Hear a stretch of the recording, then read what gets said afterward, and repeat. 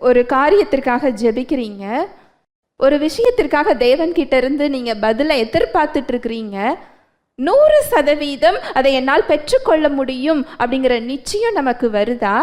இல்லை, நான் பாவியாக இருக்கிறேன், எனக்கு அவர் செவி கொடுப்பாரா, எனக்கு கொடுப்பாரா, நான் இந்த தவறுகள் எல்லாம் செஞ்சிருக்கிறேனே, அவருடைய உறவிலே நான் இல்லையே அப்படின்னு சொல்லி அந்த குற்ற மனப்பான்மை நமக்கு வருதா?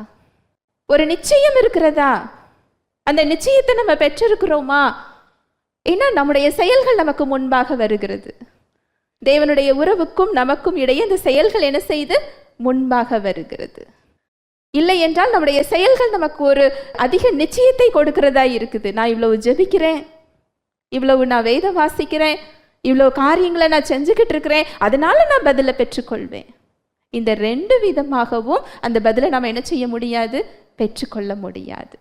இது முழுக்க முழுக்க கிருபையாக இயேசு கிறிஸ்து செய்த செயல்களின் அடிப்படையில் நமக்கு என்ன செய்யப்பட்டிருக்கு? கொடுக்கப்பட்டிருக்கு.